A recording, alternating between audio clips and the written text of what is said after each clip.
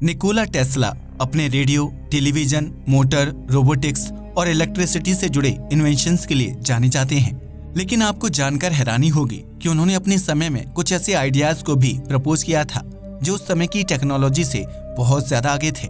Nikola Tesla को एक बहुत ही मिस्टीरियस साइंटिस्ट माना जाता है। वह ऐसी चीजों पर रिसर्च और इन्वेंट करते थे जो अपने समय से सदियों आगे की होती थीं।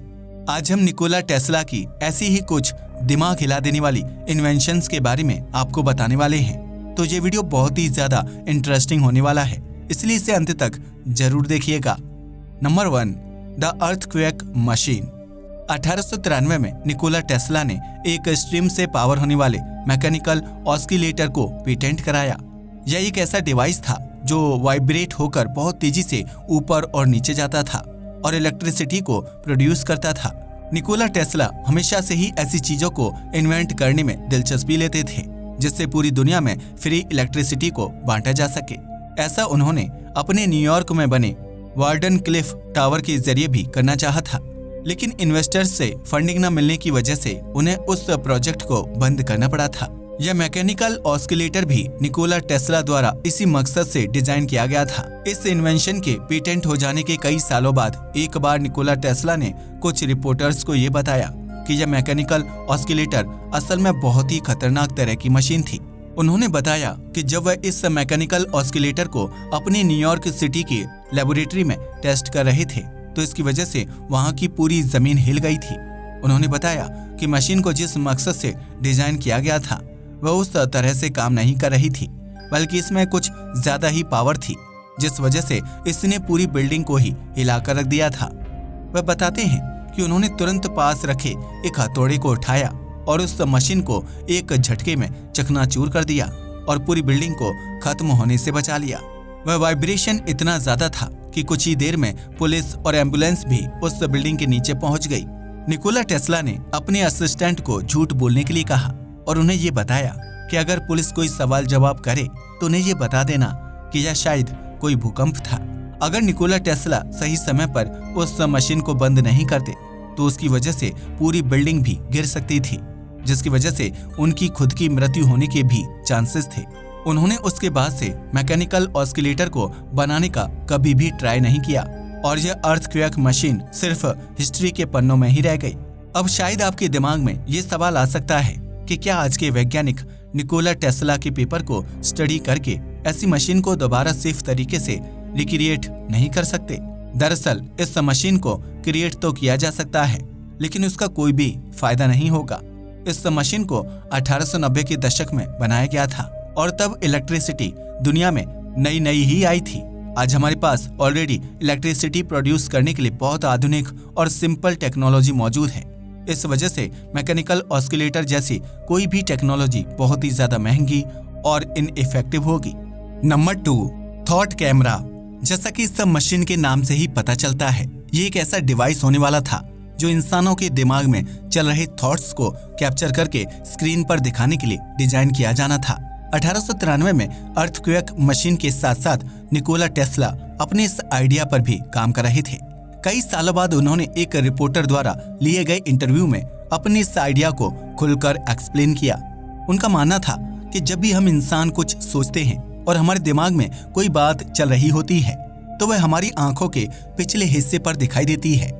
आंख के इस पिछले हिस्से को रेटिना कहा जाता है। जब भी हम किसी चीज को देखते हैं तो उससे आने वाला प्रकाश हमारी आंखों में एंटर करता है और इसी रेटिना में एक इमेज को बनाता है।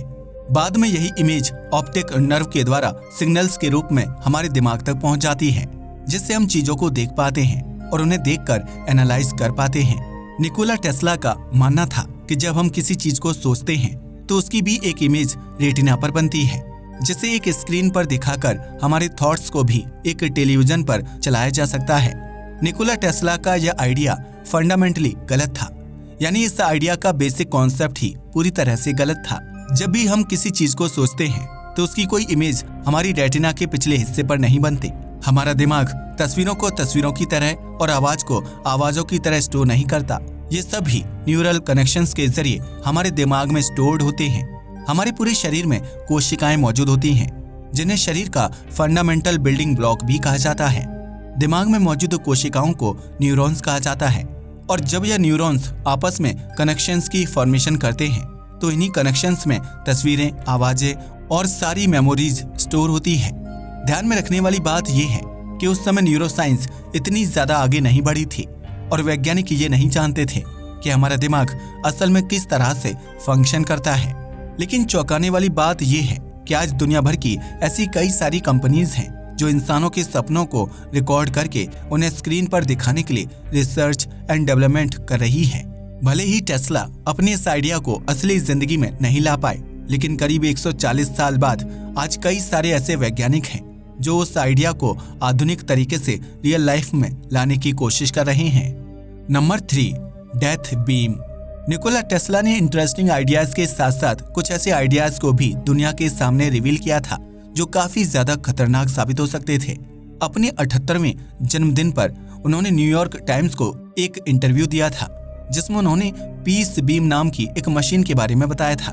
उनके मुताबिक इस मशीन के जरिए लाखों लोगों की आर्मी को एक झटके में पूरी तरह से खत्म किया जा सकता था।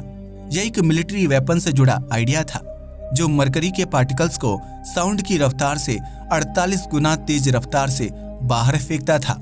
यह जानकर आपके होश उड़ जाएंगे कि इस आइडिया के मुताबिक बीम को मात्र एक बार फायर करने से 400 किलोमीटर की रेडियस में मौजूद 10,000 एयरप्लेन्स को पूरी तरह से खत्म किया जा सकता था।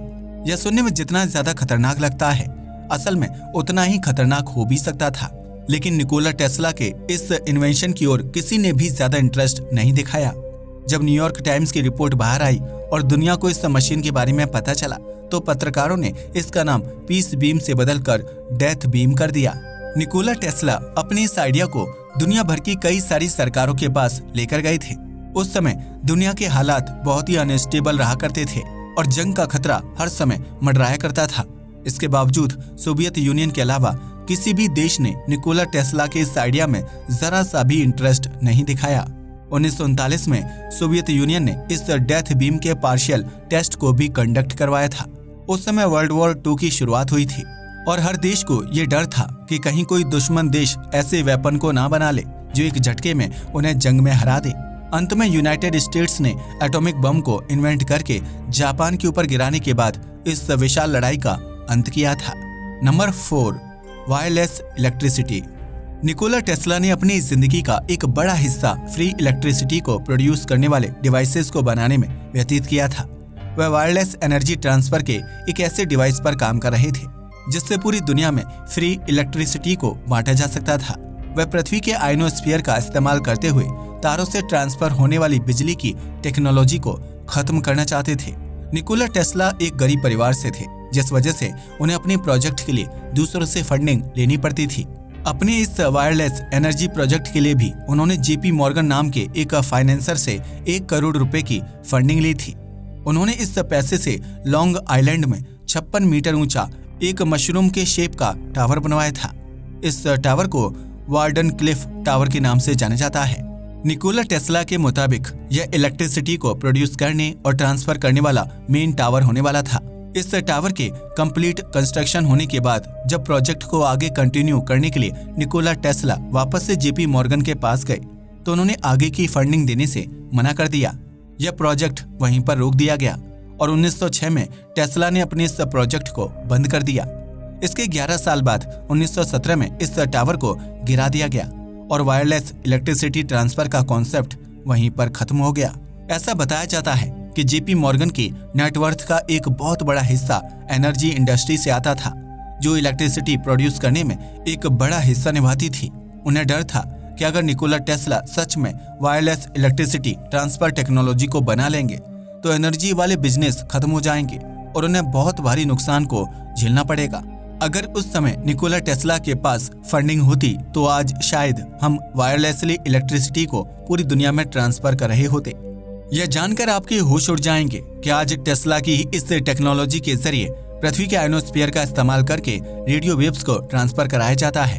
इन्हीं रेडियो वेव्स के जरिए आप एक दूसरे को मीलों दूर रहते हुए भी कॉल कर सकते हैं और उनसे रियल टाइम में बात कर सकते हैं।